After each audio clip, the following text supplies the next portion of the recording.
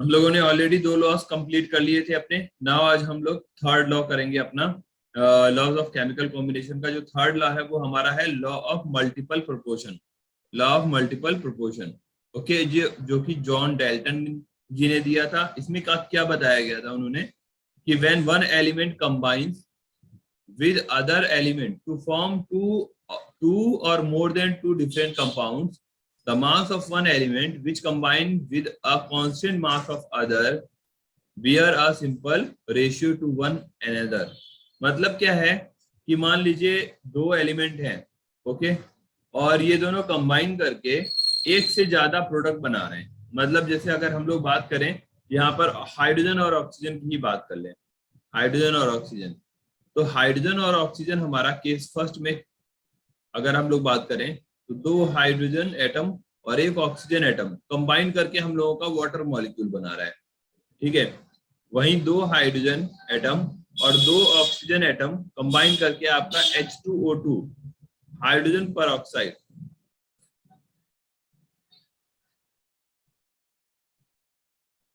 Hydrogen पर oxide बना रहे हैं।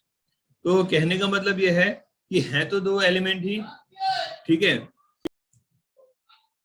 ठीक है। ये टू और मोर देन टू कंपाउंड बना रहे हैं। तो फर्स्ट कंपाउंड में अगर देखें हम लोग का, जैसे दो हाइड्रोजन और एक ऑक्सीजन है, ठीक है। तो यहाँ पे दो हाइड्रोजन कितने ऑक्सीजन के साथ रिएक्शन कर रहा है, एक ऑक्सीजन के साथ, ठीक है। और यहाँ पे वही दो हाइड्रोजन कितने ऑक्सीजन के साथ रिएक्शन कर रहा है, तो दो ऑक्सीजन के साथ।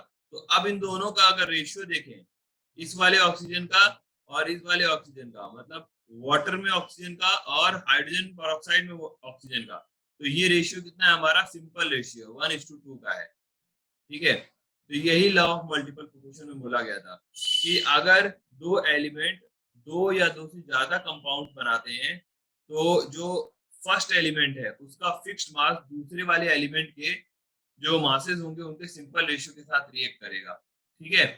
वही चीज यहाँ पे अगर हम लोग समझें थोड़ा सा, तो यहाँ पे जैसे हाइड्रोजन ऑक्सीजन जो है वो दो कंपाउंड बना रहे हैं, एक वाटर बना रहा है, एक ऑक्सीजन बना रहा है। तो सेम मास ऑफ या कांस्टेंट मास ऑफ हाइड्रोजन हमने ले लिया, दो हाइड्रोजन, ठीक है, और वो वाटर मॉलिक्यूल में एक ऑक्सीजन एटम के साथ रिएक्शन कर रहा है और हाइड्रोजन पेरोक्साइड में दो ऑक्सीजन के साथ रिएक्शन कर रहा है। तो यहाँ पे अगर हम लोग कांस्टेंट मास ऑफ हाइड्रोजन देखें तो 2 हो गया, ठीक है, और ऑक्सीजन का मास देखें तो यहाँ पे 1 एटम का है और यहाँ पे 2 एटम का है।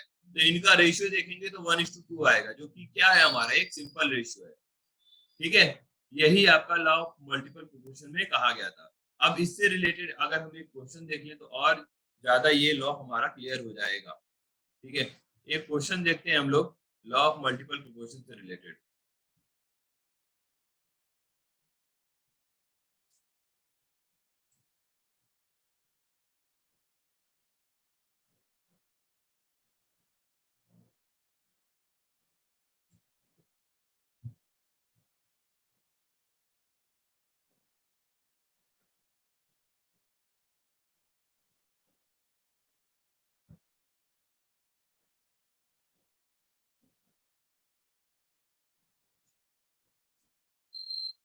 जैसे ये हमारा क्वेश्चन है, carbon is found to form two oxides, carbon is found to form two oxides which contain 42.9% and 27.3% of carbon respectively.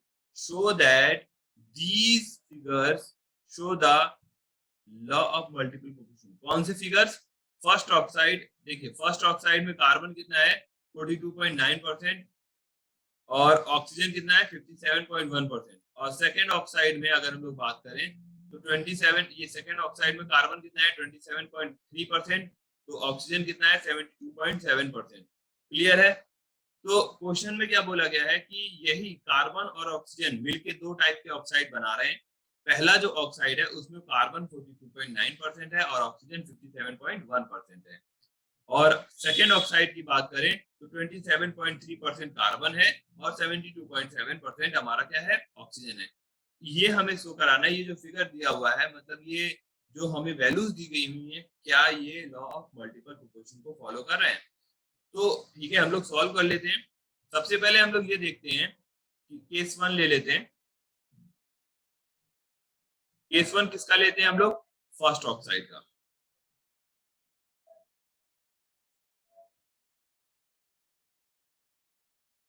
अब इसमें अगर हम लोग बात करें तो कार्बन का परसेंटेज कितना है? Percentage of carbon 42.9%। और परसेंटेज ऑफ ऑक्सीजन देखें तो 57.1%।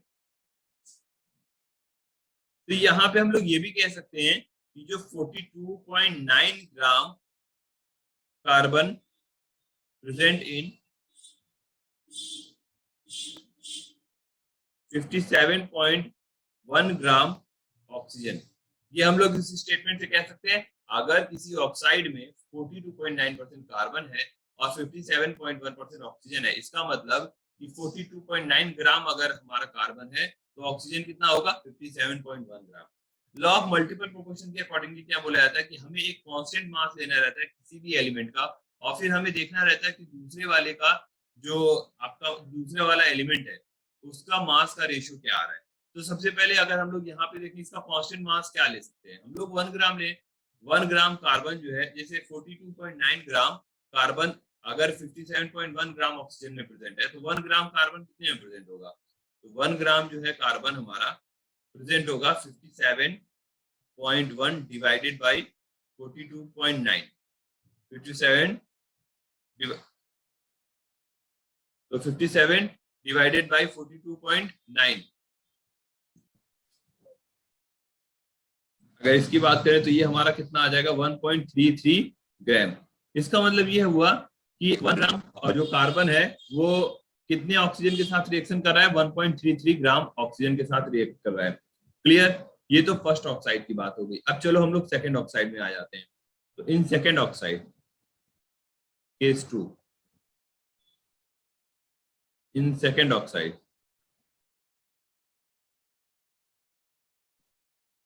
सेकेंड ऑक्साइड की बात करें तो सेकेंड ऑक्साइड में हमारा परसेंटेज ऑफ कार्बन कितना था? 27.3%।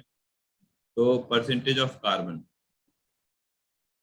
27.3%। और ऑक्सीजन का परसेंटेज कितना था? 72.7%। अगर ऑक्सीजन का परसेंटेज नहीं भी दिया हो तो भी आप कैलकुलेट कर सकते हो। कैसे? क्योंकि हमें पता है कि ऑक्साइड है कार्बन का, इसका मतलब सिर्फ कार्बन और ऑक्सीजन ही होंगे, जिसमें से अगर मान लीजिए 27.3% कार्बन हो गया तो बाकी बचा हुआ 100 में से वो क्या होगा? ऑक्सीजन होगा। आप चाहे तो 100 में से माइनस भी कर सकते हो। तो कोई कोई क्वेश्चन में क्या है, ऑक्सीजन की वैल्यू या फिर किसी एक की वैल्यू नहीं देगा तो फिर आप क्या कर लोगे? 100 में से माइनस कर लोगे। 100 माइनस 27.3 अगर करोगे तो भी यही वैल्यू आएगी 72.7%। ठीक है, क्लियर हुआ? अब हम लोग ये इस इंफॉर्मेशन से हमें क्या पता चलता है कि जो 27.3 ग्राम है, 27.3 gram of carbon react with 72.7% of oxygen. जो 27.3 ग्राम कार्बन है वो 72.7% ऑफ ऑक्सीजन के साथ रिएक्ट कर रहा है। सॉरी, परसेंट नहीं, it will be gram.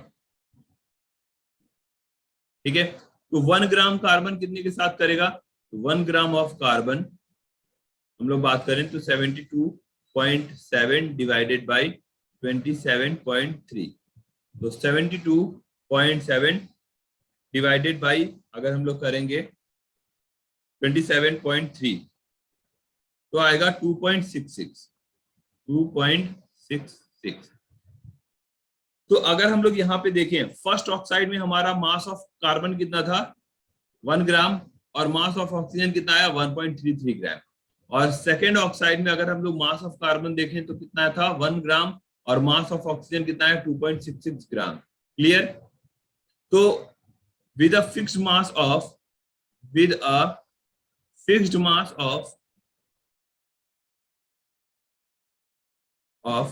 Carbon का हम लोगों ने अगर फिक्स्ड मास लिया है तो इन फर्स्ट ऑक्साइड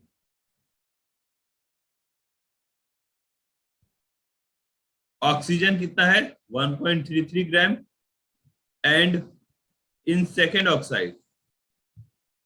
ऑक्साइड में जो ऑक्सीजन है वो कितना है 2.66 ग्राम।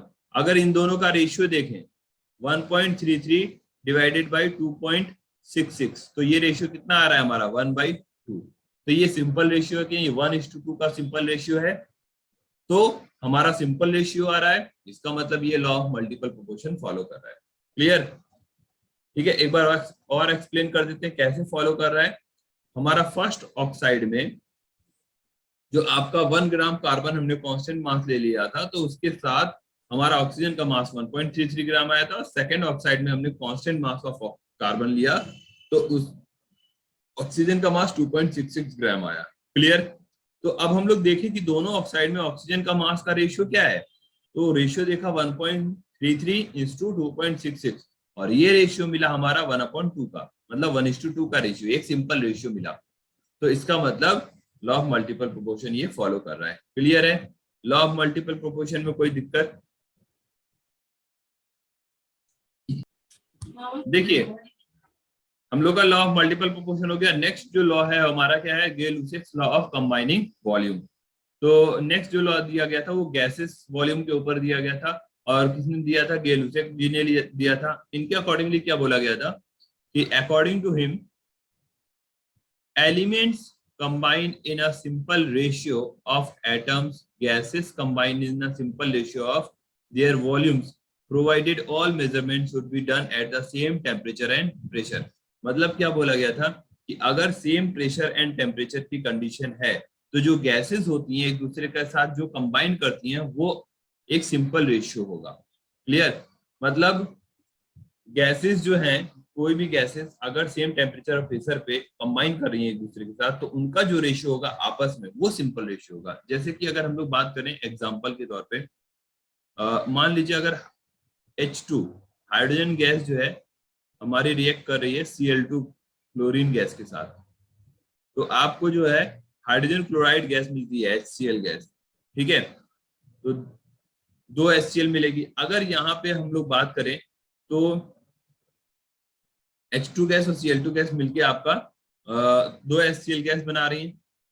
ठीक है, इनका अगर हम लोग देखें तो आपका 1 मॉलिक्यूल इसका प्रेजेंट है हाइड्रोजन गैस का, सिमिलरली क्लोरीन का भी 1 मॉलिक्यूल प्रेजेंट है ना, और इसका 2 मॉलिक्यूल प्रेजेंट है। तो यहाँ पे मॉलिक्यूल की बात नहीं करेंगे हम लोग, अगर वॉल्यूम की बात कर लें कि वॉल्यूम अगर हम लोग देखें तो 100 मिलीलीटर मान लीजिए इसका है, और 100 मिलीलीटर इसका है, और जो HCl गैस बन रही है वो आपकी कितनी बन रही है 200 मिलीलीटर। तो इनका रेशियो आपस में देखेंगे तो 100:100:200, तो ये जो रेशियो आएगा कितना आएगा 1:1:2। ठीक है, तो मतलब जो भी गैसेज आपस में कंबाइन कर रही हैं उनका रेशियो क्या होगा, सिंपल रेशियो होगा। एक एग्जांपल से और समझते हैं, जैसे मान लीजिए नाइट्रोजन गैस जो है रिएक्शन करती है हाइड्रोजन गैस के साथ और अमोनिया बनाती है। तो यहाँ पे अगर हम लोग देख लें सिर्फ इसका अमाउंट, तो ये आपका 1 पार्ट है, और ये आपका 3 पार्ट है, और ये आपका 2 पार्ट है। तो इन तीनों का रेशियो क्या, तीनों ही गैसेज हैं हमारी, तो सेम टेम्परेचर और प्रेशर पे तीनों का ही रेशियो हमारा क्या आएगा, तीनों का रेशियो आएगा 1:3:2। तो ये भी एक क्या है, सिंपल रेशियो है। क्लियर? तो ये किसके अकॉर्डिंगली बोला गया था, गे-लुसाक लॉ के अकॉर्डिंगली। देखिए ये सब क्या है, हमारे लॉज हैं। लॉज का मतलब यूनिवर्सल ट्रूथ है, ये हमें एक्सपेरिमेंटली वेरीफाइड चीजें होती हैं। ठीक है, इसमें हम लोग कॉन्ट्रडिक्शन नहीं कर सकते। तो ये हमारा फोर्थ लॉ हो गया आपका Gay-Lussac law of combining volume. Next जो हमारा लॉ है वो है हमारा एवोगैड्रो हाइपोथेसिस, जो कि एवोगैड्रो जी ने दिया था।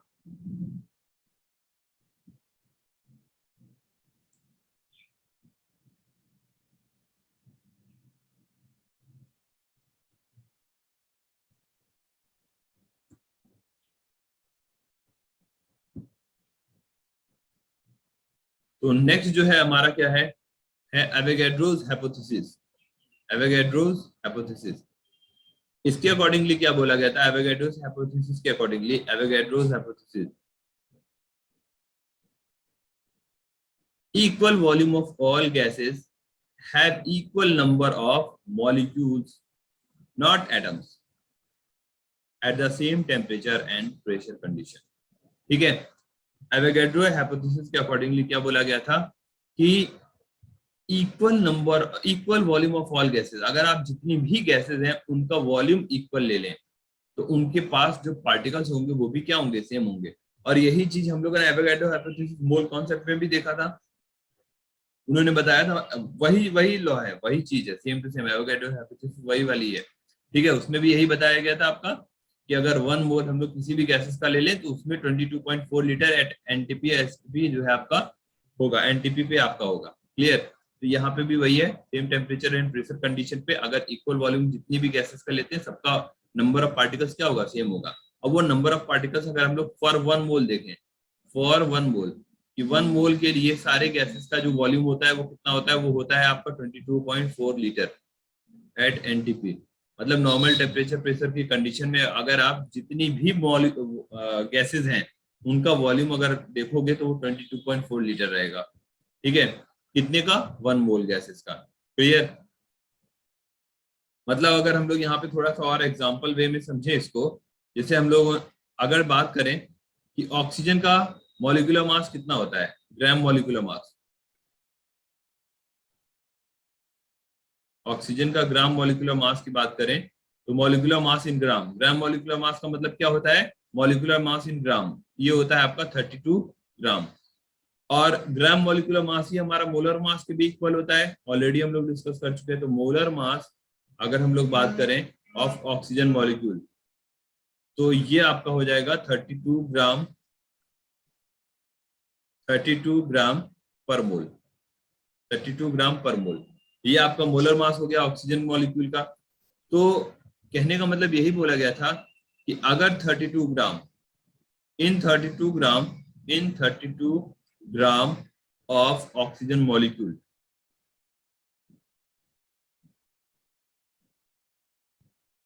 there will be 1 mole particle. भाई मोलर मास का मतलब क्या हो गया, मास ऑफ 1 मोल। तो हम लोग ये भी कह सकते हैं कि 32 ग्राम ऑक्सीजन मॉलिक्यूल में कितने कितने पार्टिकल होंगे, 1 मोल पार्टिकल। और 1 मोल पार्टिकल का मतलब कितना हो गया, और and volume occupied by this particle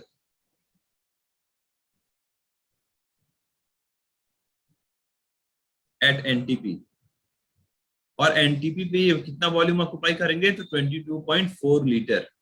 clear, इसी तरीके से सिर्फ ऑक्सीजन की ही बात नहीं करें, अगर हम लोग क्लोरीन की भी बात करें तो क्लोरीन मॉलिक्यूल की बात करें तो क्लोरीन मॉलिक्यूल का 71 ग्राम, तो 71 ग्राम क्लोरीन मॉलिक्यूल कितना ऑक्युपाई करेंगे, यही 22.4 लीटर। ये है हमारा एवोगैड्रोस हाइपोथेसिस। क्लियर, ये पांचों लॉज हैं हमारे, law of constant, law of conservation of mass, law of constant proportion, then law of multiple proportion, after that Gay-Lussac's law and after that Avogadro's hypothesis। ये हमारे law of chemical combination है जो कि बहुत ज्यादा important है हमारे chemistry के लिए। कोई भी जो हमारा केमिकल कॉम्बिनेशन होता है वो इन्हीं लॉज के बेसिस पे होता है। क्लियर, अब हम लोग कुछ इससे रिलेटेड क्वेश्चंस भी देख लेते हैं। जैसे हमारा ये क्वेश्चन है, एवोगैड्रो हाइपोथेसिस पे calculate the volume in litre of 20 gram of hydrogen gas at NTP. मतलब नॉर्मल टेम्परेचर और प्रेशर की कंडीशन पे जो आपका मास है हाइड्रोजन गैस का 20 ग्राम, उसका आपको वॉल्यूम बताना है कि नॉर्मल टेम्परेचर प्रेशर पे वो कितना वॉल्यूम ऑक्युपाई करेगी। तो ठीक है, हम लोग सबसे पहले क्या निकाल लें, मोल निकाल लें।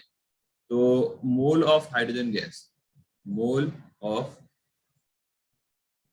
हाइड्रोजन गैस, तो मोल का मोल हमें पता है, मोल में क्या फॉर्मूला यूज करते हैं हम लोग, given mass upon molar mass.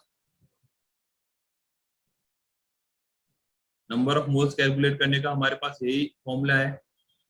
Given mass हमारे पास कितना है, 20 ग्राम। और हाइड्रोजन मॉलिक्यूल की बात करें तो इसका मोलर मास कितना होता है, हाइड्रोजन मॉलिक्यूल का होता है 2 ग्राम पर मोल, 2 ग्राम पर मोल। तो ये हो जाएगा 2 ग्राम पर मोल। तो 2 से 2 कैंसिल और ये आपका आ जाएगा मोल, 10 मोल आ जाएगा। ये आपके पास कितना हो गया, मोल ऑफ हाइड्रोजन गैस हो गया। अब हमें पता है at NTP 1 mole of any gas occupy, कितना ऑक्यूपाई करती है हमारी 22.4 लीटर। मतलब अगर 1 मोल आप किसी भी गैस का एनटीपी पे ले लेते हो तो उसका वॉल्यूम कितना होता है 22.4 लीटर। तो 10 मोल के लिए कितना हो गया, फॉर 10 मोल के लिए वॉल्यूम हो गया 22.4 लीटर मल्टीप्लाइड बाई 10। इसका मतलब हो जाएगा 224 लीटर एट एनटीपी, मतलब 224 लीटर वॉल्यूम ऑक्यूपाई होगा सिर्फ 20 ग्राम हाइड्रोजन। समझ रहे हो, सिर्फ 20 ग्राम हाइड्रोजन अगर आप नॉर्मल टेम्परेचर प्रेशर कंडीशन पे ले लो तो वो कितना वॉल्यूम ऑक्यूपाई करेगा 224 लीटर। ओके, नेक्स्ट क्वेश्चन देख लेते हैं, हम लोग स्टार्ट करते हैं। तो बेसिकली जो हम लोग का अभी हम लोग का जो चैप्टर चल रहा है some basic concepts of chemistry, इसमें जो है नेक्स्ट जो टॉपिक है हमारा वो क्या है, परसेंटेज कंपोजिशन। नेक्स्ट जो टॉपिक हम लोगों को पढ़ना है वो क्या है हमारा, परसेंटेज कंपोजिशन। मतलब हम लोग को ये बताना है बेसिकली परसेंटेज कंपोजिशन को अगर हम लोग डिफाइन करें तो बहुत इजीली कह सकते हैं कि अगर कोई मान लीजिए कंपाउंड है उसमें डिफरेंट एलिमेंट्स हैं तो उनका क्या परसेंटेज होगा, जो एलिमेंट्स हैं उनका क्या परसेंटेज होगा एक पार्टिकुलर कंपाउंड में। जैसे मान लीजिए अगर हम लोग एग्जांपल ले लें, यहाँ पर जैसे हम लोग का मान लीजिए अमोनिया है NH3, तो नाइट्रोजन कितना परसेंट होगा बाय मास और हाइड्रोजन कितना परसेंट होगा बाय मास। क्लियर, ये होता है हमारा परसेंटेज कंपोजिशन कि कितना परसेंटेज बाय मास जो है ये लोग अपना कंट्रीब्यूट कर रहे हैं। अगर हम लोग इसको देखें कि यहाँ पर परसेंटेज कंपोजिशन निकालते हैं नाइट्रोजन का हाइड्रोजन का, तो सबसे पहले मॉलिक्यूलर मास आपका कितना होगा, molecular mass of ammonia, ammonia का जो मॉलिक्यूलर मास निकल के आएगा वो आपका आएगा 14 और प्लस 3 into 1 मतलब आ जाएगा 17। नेक्स्ट अब अगर हम लोग बात करें परसेंटेज ऑफ नाइट्रोजन, इसमें नाइट्रोजन का कितना परसेंटेज है, तो परसेंटेज ऑफ नाइट्रोजन हमारा, नाइट्रोजन कितना है 14 और डिवाइडेड बाई 17 मल्टीप्लाइड बाई 100, ये आपका हो जाएगा percentage of nitrogen 14 divided by 17 multiplied by 100। तो इसको अगर हम लोग सॉल्व करेंगे तो कितना आएगा 82.35%। तो 82.35% आपका क्या आ गया nitrogen in ammonia. Rest of the कितना है हाइड्रोजन। अगर हम लोग परसेंटेज ऑफ हाइड्रोजन देखें कि हाइड्रोजन का कितना परसेंटेज है, परसेंटेज ऑफ हाइड्रोजन, तो जितने भी हाइड्रोजन के एटम है सबका मास कंबाइन करके मतलब 3 into 1 divided by 17 and multiplied by 100, जितना भी बचा हुआ है सबका कंबाइन करके तो कितना आ जाएगा 17.65%। 17.65% आपका हाइड्रोजन आ गया। क्लियर, मतलब समझ में आया परसेंटेज कंपोजिशन का कि अगर कोई भी आपका कंपाउंड दिया तो उसमें ईच इंडिविजुअल एलिमेंट जो है हमारा कितना परसेंट वो कर रहे हैं आपका उसमें कंट्रीब्यूट कर रहे हैं। ठीक है, तो जितने भी एलिमेंट्स है सबका हम लोग निकाल सकते हैं। जैसे मान लीजिए अगर वही चीज है हम लोग का अगर देखें H2SO4 सल्फ्यूरिक एसिड में देखें H2SO4, सबसे पहले अगर हम लोग इसका मॉलिक्यूलर मास देखें,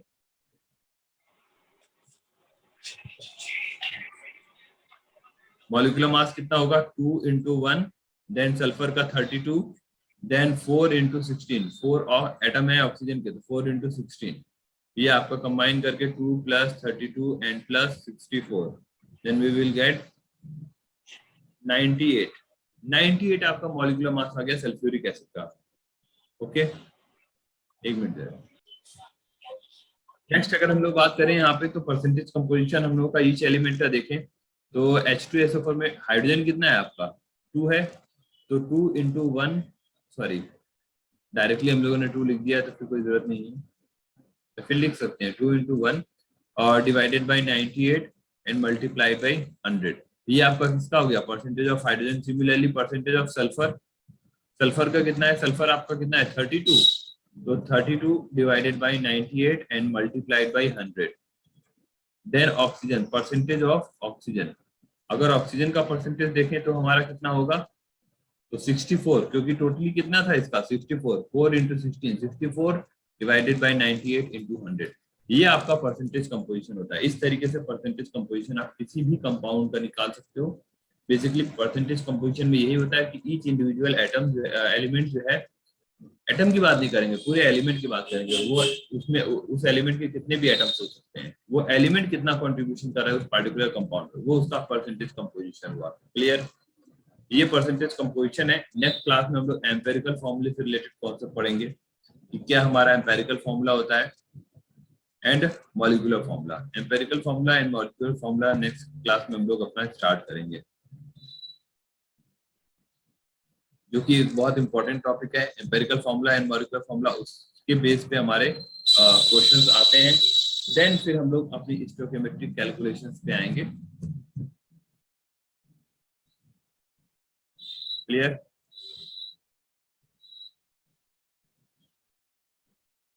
तो क्लास हम लोग एंड करते हैं आज की।